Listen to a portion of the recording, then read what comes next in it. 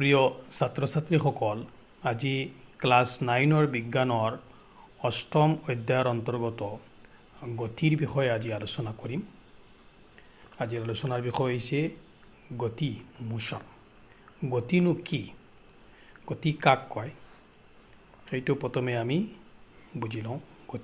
গতিৰ বিষয়ে যিটো আলোচনা কৰিবলৈ গৈছোঁ, বস্তু এটা স্থানৰ পৰিৱৰ্তন কৰাকে গতি কৰা বুজায়।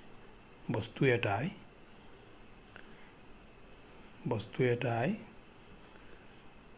স্থানৰ পৰিৱৰ্তন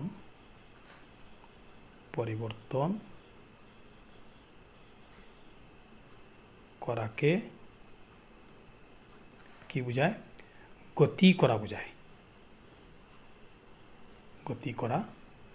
বা গতি কৰিছে বুজায়। ইয়াতে মই এটা উদাহৰণ লৈছোঁ। এই এখন বাছ এ বিন্দুতে অৱস্থান কৰি আছে, স্থিৰ অৱস্থাত আছে। ই স্থানৰ সলনি কৰি গৈ পেলাই বি অৱস্থান পাইছে। অৰ্থাৎ এই বাছখনে কি কৰিছে? স্থানৰ পৰিৱৰ্তন কৰিছে। অৰ্থাৎ আমি কি ক'ম? বাছখনে কি কৰিছে? গতি কৰিছে। ফিজিক্সত এই গতিৰ ক্ষেত্ৰত বস্তু এটাই যেতিয়া গতি কৰিব, তেতিয়া দুটা টাৰ্ম আমি আলোচনা কৰিব লাগিব বা জানিব লাগিব। এটা হৈছে অতিক্ৰম কৰা দূৰত্ব। গতিশীল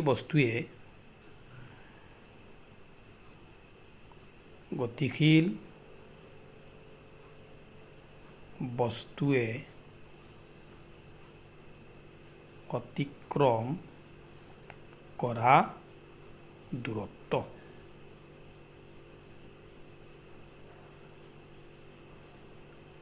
আৰু এটা আমি টাৰ্মছ ডিছকাছ কৰিম, সৰণ, যাক কয় ডিছপ্লেচমেণ্ট।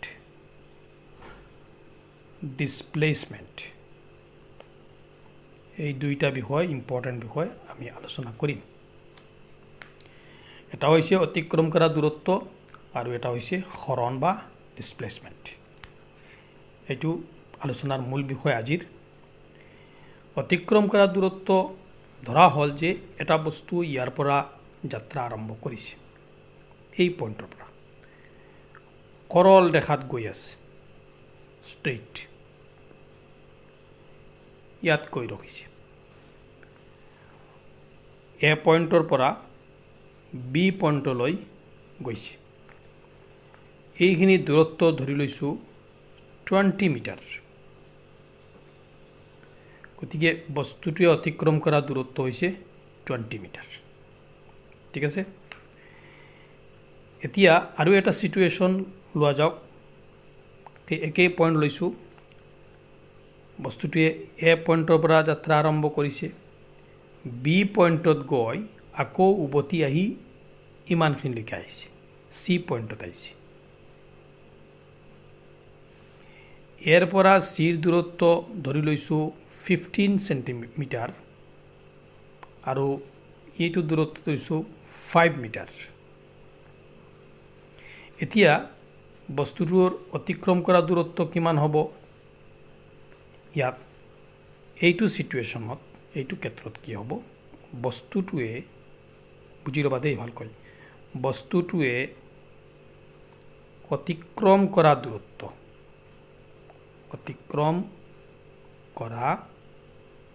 দূৰত্ব প্ৰথম কিমান গৈছে? A B. আকৌ উভতি আহিছে কিমান? B C. ইমানখিনি গৈছে, তাৰ পৰা বেক কৰি আহিছে চি পইণ্টলৈ। ডেট মিনছ কিমান আহিল?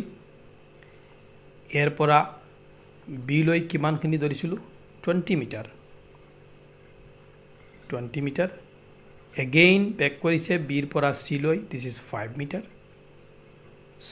অতিক্ৰম কৰা দূৰত্ব কিমান হ'ল? 25 মিটাৰ। ক্লিয়াৰ হৈছে? আচ্ছা, এতিয়া সৰণৰ বিষয়ে আমি চাম। এতিয়া সৰণ কিমান হ'ল? সৰণ কিমান হৈছে? এই পইণ্টৰ পৰা ষ্টাৰ্ট কৰিছিলে, আহি পেলাই ৰখিছে ক'ত? চি পইণ্টত ৰখিছে। ক'ত গৈছে সেইটো আমাৰ কনচাৰ্ণ নহয়। আমি চাম যে ক'ত আৰম্ভ কৰিছে আৰু ক'ত ৰখিছে গৈ পেলাই। ইয়াৰ যিটো লিষ্ট ডিষ্টেঞ্চ, নিম্নতম দূৰত্ব যিটো, সেইটো হ'ব সৰণ। অৰ্থাৎ ইয়াত হৰণটো কি হ'ব AC হ'ব বুজি পাইছা হৰণ কি হ'ব হৰণ মানে ডিসপ্লেসমেন্ট মই লিখি দিছোঁ ডিসপ্লেসমেন্ট কি হ'ব ইয়াত 15 মিটাৰ অৰ্থাৎ AC ডিসপ্লেসমেন্ট হ'ব AC আৰু এইটোৰ মান আমি কিমান পাইছোঁ কিমান এইটোৰ দৈৰ্ঘ্য কিমান লৈছিলোঁ 15 মিটাৰ দেখিছা এতিয়া অতিক্ৰম কৰা দূৰত্ব হৈছে 25 মিটাৰ বাট ডিসপ্লেসমেন্ট অৰ হৰণ হৈছে কিমান 15 মিটাৰ এতিয়া সাপোজ ধৰি লোৱা যে এ পইণ্টৰ পৰা আকৌ সেই সিচুৱেশ্যনটো লৈছোঁ এ পইণ্টৰ পৰা বি পইণ্টত গৈছে ষ্ট্ৰেইট গৈছে বি পইণ্টলৈ এ পইণ্টৰ পৰা গতিশীল বস্তুটোৱে ইয়াত পৰা আৰম্ভ কৰিছে এই পইণ্টলৈ গৈ ৰখি থকা নাই 20 মিটাৰ গ'ল আকৌ বেক কৰি এইফালে গৈছে নহয় আকৌ বেক কৰিছে বেক কৰি আহি এই পইণ্টত আহি পাইছে ইয়াত আহি পেলাই ৰখিছে তাৰ মানে কি হ'ল অতিক্ৰম কৰা দূৰত্ব কি হ'ব তেতিয়া অতিক্ৰম কৰা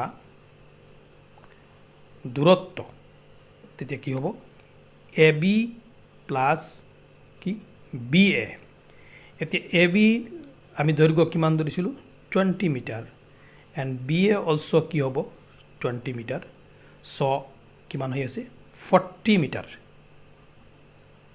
ইমানখিনি ট্ৰেভেল কৰিছে এতিয়া হৰণ কিমান হ'ব আছিলে ক'ত এত আছিলে ৰখিছে ক'ত এ পইণ্টত দেখিছে হৰণ কি হ'ব ইণ্টাৰেষ্টিং হৰণ কি হ'ব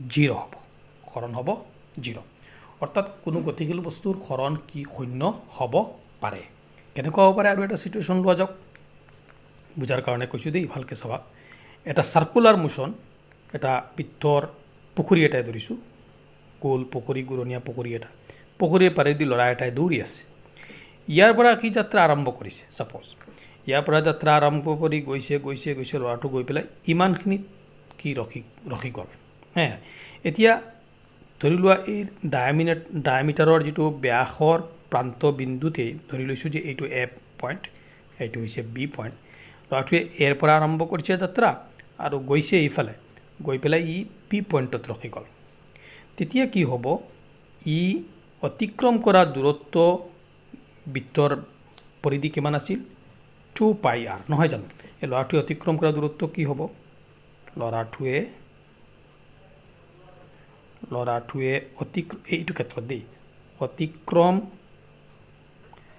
কৰা দূৰত্ব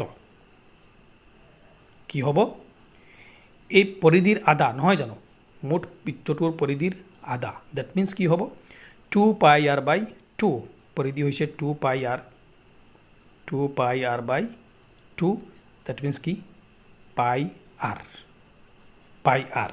কিমান গৈছে পাই গৈছে পাইৰ ভেলু কিমান 7/22 ঠিক আছে এইটো অংক কৰিলে ওলাব কিবা এটা দৈৰ্ঘ্য ব্যাসাৰ্ধ যিমান হ'ব সেইটো লৈ মই যোৱা নাই এতিয়া হৰণটো কি হ'ব তেতিয়া হৰণ হ'ব এই ডায়ামিটাৰটো তাৰ যিটো ব্যাস আছে ব্যাসৰ দৈৰ্ঘ্যটো হ'ব এই ল'ৰাজনৰ হৰণ ই গৈছিলে ক'ৰ পৰা এ পইণ্টৰ পৰা গৈ পাইছে ক'ত বি পইণ্টত হৰণটো কি হ'ব এই ক্ষেত্ৰত হৰণ হ'ব কি টুৱাইছ আৰ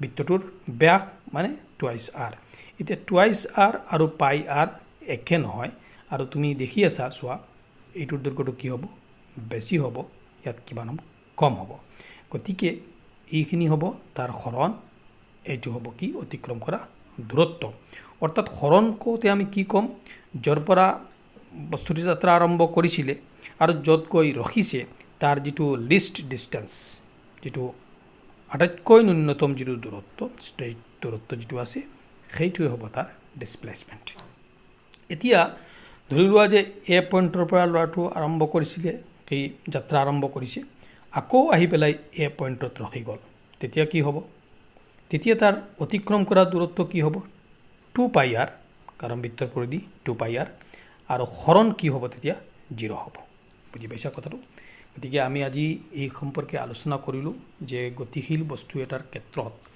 আমি দুটা টাৰ্ম পালোঁ। এটা পালোঁ অতিক্ৰম কৰা দূৰত্ব আৰু এটা পালোঁ হৰণ। আৰু এইখিনি কথা মই ধুনীয়াকৈ ইয়াত মই ব্যাখ্যা কৰিছোঁ। তোমালোকৰ কিতাপৰ পেজ নম্বৰ 99 পেজত আৰু বিতং বৰ্ণনা কৰিছে। কিতাপখন পঢ়িবা আৰু মোৰ ভিডিঅ'টো তোমালোকে ভালকৈ চাবা। আশা কৰিছোঁ তোমালোকে বুজি পাইছা। মই আজি ইয়াতে মোৰ ক্লাছটো শেষ কৰিম। নেক্সট ভিডিঅ'টোত মই এই 1 নম্বৰ পৃষ্ঠাৰ কিতাপৰ প্ৰশ্নৱালী 1, 2, 3 এই 3টা প্ৰশ্নৰ মই সমাধান কৰাৰ চেষ্টা কৰিম। তোমালোক সকলোকে মই ধন্যবাদ জনাই মোৰ আজিৰ এই ক্লাছটো ইয়াতে সামৰিছোঁ। ধন্যবাদ।